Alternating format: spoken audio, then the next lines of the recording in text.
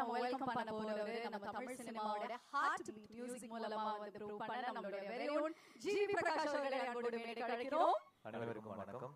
பராசக்தி படத்துல ஜிவி வந்து நடிக்க போறாரா இல்ல மியூசிக் பண்ண போறாராங்கிற கன்ஃபியூஷன் இருந்தது. பட் எதுவா இருந்தாலும் we know that it's going to be the best from you. How is it working the movie?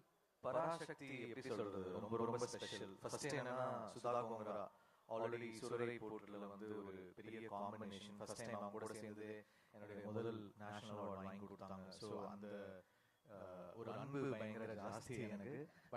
அதுக்கு முன்னாடி நாங்கள் வந்து எப்படி சொல்றது, ஒரு ப்ரோசிஸ் அந்த மாதிரி ஒரு ஃப்ரெண்ட் அவங்க.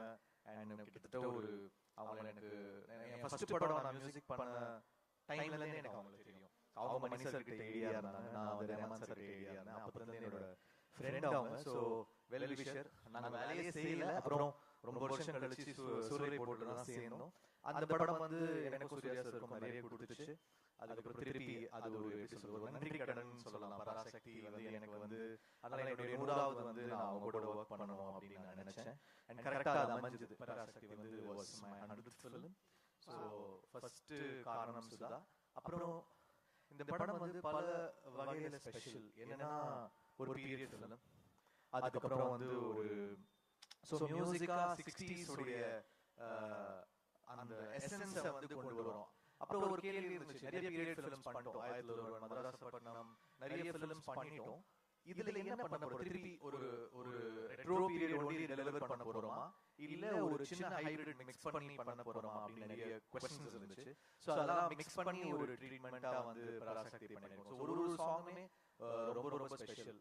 So I would like to thank lot of music directors எனக்காக பாடிருக்காங்க. யுவன் சங்கர் ராஜா பாடிருக்காரு, அவருக்கு என்னுடைய நன்றி.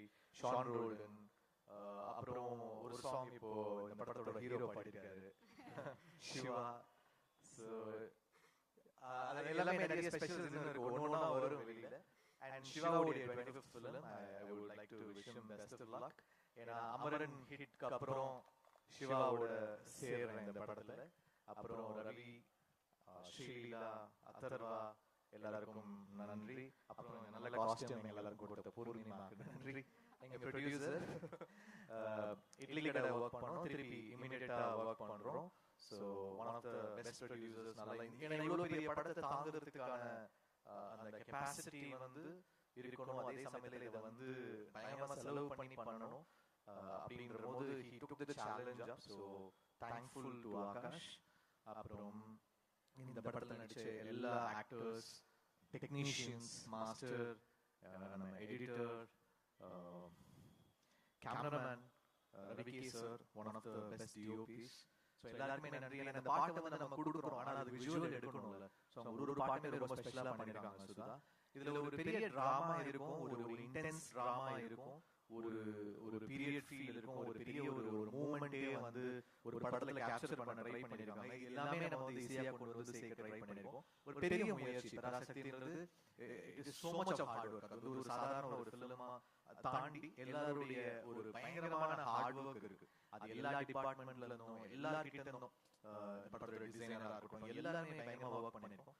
அது வந்து படத்துல தெரியும். I hope it pays up for all of us.